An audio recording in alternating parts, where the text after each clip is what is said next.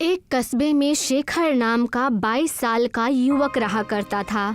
शेखर पढ़ाई लिखाई में बेहद ज्यादा होशियार था, लेकिन शेखर के अम्मी अब्बू बेहद गरीब थे। शेखर का जब कॉलेज जाने का नंबर आया तो उसके अब्बू कमल प्रसाद ने अपने बेटे शेखर से कहा, बेटा, हमसे जहाँ तक हो सका हमने तुम्हें पढ़ाया लिखाया, लेकिन इसके आगे हम तुम्हें नहीं पढ़ा सकते। लेकिन क्यों पापा? आप तो जानते हैं कि मेरा कॉलेज जाने का सपना है। मैं पढ़ लिख कर बड़ा आदमी बनना चाहता हूँ। शेखर की बात सुनकर शेखर की अम्मी अनीता ममता भरी नजरों से शेखर की ओर देखकर बोली, हर माँ बाप यही चाहते हैं बेटा कि उनका बेटा बड़ा होकर अच्छे कॉलेज में जाए और वो अपने माँ बाप का खूब नाम रोशन करे। लेकिन तुम तो जानते हो कि इन्होंने तुम्हें मजदूरी करके यहाँ तक तालीम दिलवाई है। कॉलेज की फीस का बोझ अब ये नहीं उठा सकते। कोई बात नहीं मम्मी, मैं पापा का दर्द समझता हूँ। मैं जानता हूँ कि पापा ने एक एक रुपया जमा कर कर मुझे इंटर कराया है, लेकिन अब मैं बड़ा हो गया हूँ। मैंने इतनी तालीम हासिल कर ली है कि अब मैं बच्चों को तालीम देकर अपने कॉलेज की फीस निकाल सकता हूँ।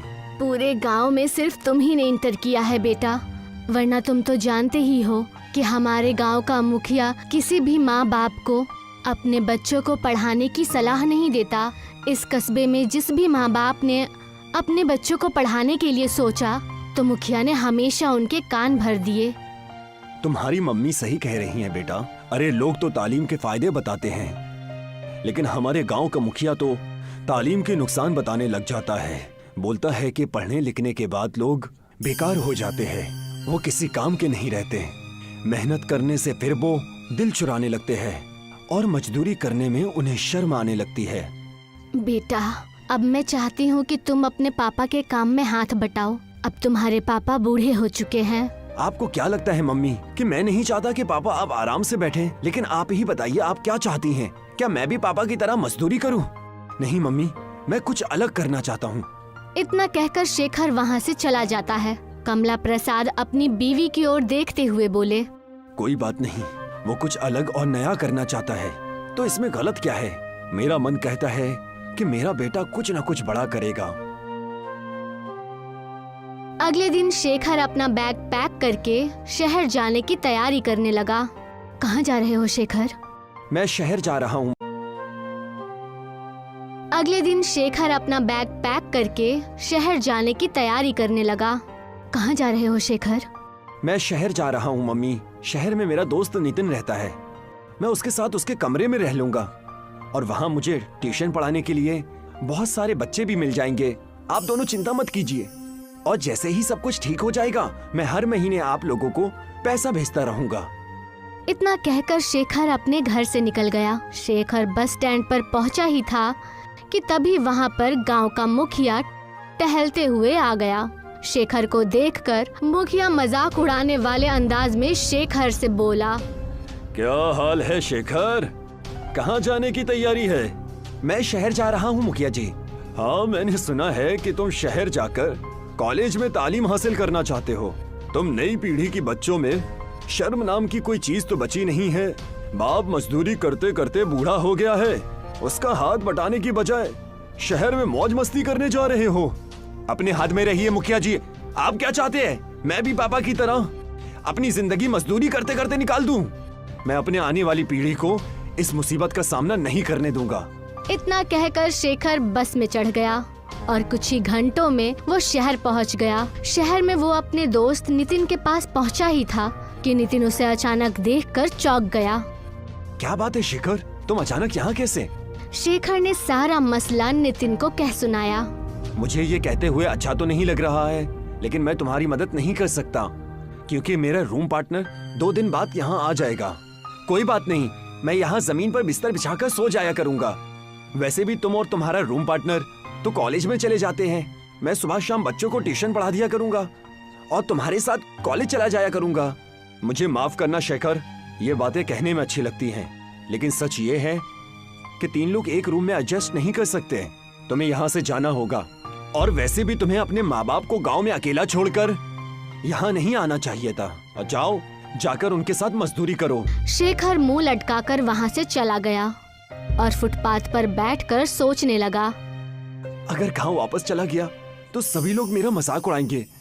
समझ में नहीं आता अब मैं क्या करूं, कहां जाऊं। शेखर काफी देर तक गहरी सोच में गुम रहा। कुछ वक्त बाद एक बूढ़ा आदमी शेखर के पास आकर बोला, मैं काफी देर से देख रहा हूँ तुम फुटपाथ पर अकेले बैठे हुए हो। कोई परेशानी हो तो मुझे बताओ। शेखर ने जब उस बूढ़े को देखा तो उसे उनमें अपने अब्बू की झलक नजर आई। शेखर ने सारा मसला उस बूढ़े आदमी को कह करके कमरे से निकाल दिया। तुम ये क्यों सोचते हो तुम पढ़ लिख कर ही बड़े आदमी बन सकते हो? आजकल जमाना बहुत बदल गया है। मैं आपकी बात का मतलब नहीं समझा।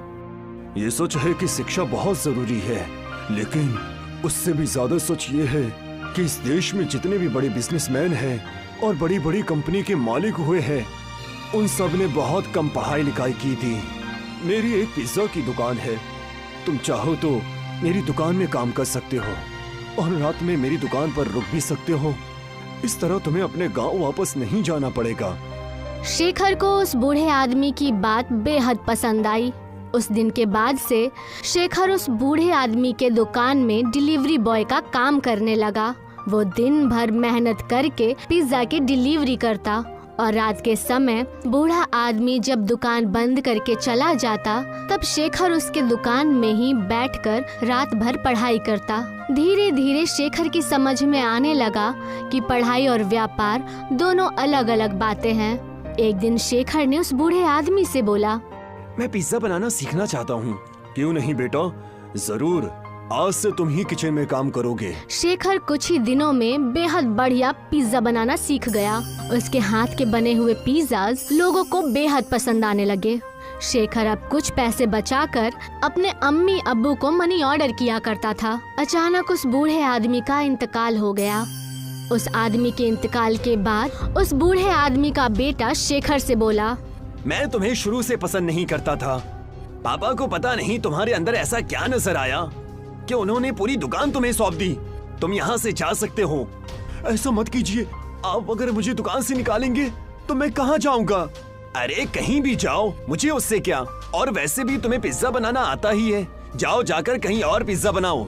आइंदा मेरी दुकान के इर्द गिर्द भटक भी मत जाना। चलो निकलो यहाँ से। शेखर चुपचाप अपना सामान लेकर उसके दुकान से बाहर निकल गया। बाहर निकलकर वो फिर से उसी फुटपाथ पर गया जहाँ पर उसकी पहली मुलाकात उस बूढ़े आदमी से हुई थी। मैं हार नहीं मानूंगा। मेरे हाथ का पिज्जा शहर के लोगों को बहुत अच्छा लगता है और वैसे भी कई लोग मुझसे कह चुके हैं मुझे खुद की अपनी दुकान खोलनी चाहिए। क्यों ना मैं उन सबसे मदद मांगू। अब से मैं अपना कारोबार खुद से शुरू करूंगा, किसी के सामने हाथ नहीं फैलाऊंगा। इतना कहकर हर उस जगह पर जाने लगा जहां वो पिज्जा डिलीवरी किया करता था। शेखर के स्वभाव को देखते हुए सभी लोगों ने उसकी बेहद मदद की और कुछ ही दिनों में शेखर ने एक बाइक सवार आदमी जो कि वहां से गुजर रहा था, अचानक शेखर के दुकान के सामने बाइक रोककर खड़ा हो गया। यहाँ पे तो बहुत अच्छी खुशबू आ रही है। ये वड़ा पाव पिज्जा की खुशबू है। मैं तो इस तरह के पिज्जा के बारे में पहली बार सुन रहा हूँ। लाओ मुझे भी टेस्ट कराओ। शेखर ने एक वड़ा पाव पिज्जा उठाकर उसे दे दिया। वड़ा पाव पिज्जा खाकर वो आदमी खुशी से उछल पड़ा। यकीन मानो, मैं पिज्जा खाने का बहुत ज्यादा शौकीन हूँ, लेकिन इतना लजीज पिज्जा मैंने पहले कभी नहीं खाया। ये वड़ा पाव पिज्जा है सर, क्या आपको पसंद आया?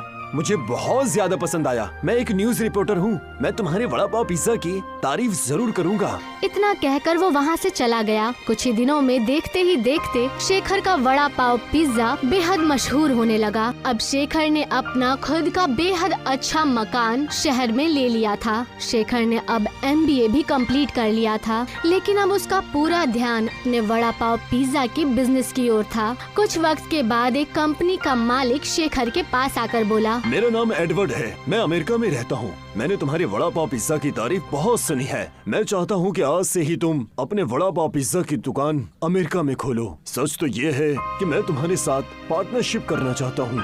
ये तो मेरे लिए बहुत ज्यादा खुशी की बात है। शेखर ने एडवर्ड के साथ पार्टनरशिप कर ली और देखते ही देखते शेखर का वड़ा पाव पिज्जा वर्ल्ड में बेहद फेमस होने लगा। कुछ वक्त बाद शेखर को बेस्ट बिजनेसमैन का अवार्ड मिला। उस अवार्ड के मिलने की खुशी में शेखर के अम्मी अब्बू और कस्बे के मुखिया के साथ शेखर के पास पहुँचे। वैसे तो मुझे शुरू से ही यकीन था कि तुम कुछ अलग और बड़ा ही करोगे। मुझे अपनी आंखों पर भरोसा नहीं हो रहा मेरे बेटे कि तू इतना बड़ा आदमी बन गया। तुम्हारे पापा बिल्कुल सही कह रहे हैं बेटा। मुझे खुशी है कि तुमने उस वक्त मेरी बात नहीं मानी। अगर तुम मेरी बात मान लेते तो तुम भी अपनी पापा की तरह एक मजदूर ही रहते। मुझे माफ कर दो शेखर। मुझे आज समझ में आ गया है कि अगर दिमाग के साथ तालीम भी जुड़ जाए तो इनका मुकाबला कोई नहीं कर सकता। तुमने न सिर्फ हमारे गांव का बल्कि इस देश का भी नाम बहुत रोशन किया है। मुझे तुम पर बहुत फक्र है। शेखर ने मुखिया और अपने अम्मी अब्बू से बोला, मेरी इस सफलता के हकदार मेरे दोस्त मोहन लाल जी है। अगर वो अपनी बेकरी से बड़ा पाव पिज्जा नहीं देते तो शायद मैं कभी इतना बड़ा आदमी नहीं बनता। आज भी उन्हीं की बेकरी के बने हुए बड़ा पाव पिज्जा मेरी कंपनी में आते हैं। तो फिर तो तुम्हें उन्हें शुक्रिया कहना चाहिए बेटा। आपके आने से पहले मैं उन्हीं के पास जाने की तैयारी कर रहा था। तो जाओ बेटा, अच्छे काम में देरी नहीं करना चाहिए। शेखर अपनी कार से उस बेकरी के पास जा पहुंचा। वो बेहद दिनों बाद बेकरी के पास आया था। मोहन लाल ने बेहद दिनों से शेखर से पेमेंट भी नहीं ली थी, मगर शेखर ने देखा कि उस बेकरी के पास कोई भी नहीं था। वो बेकरी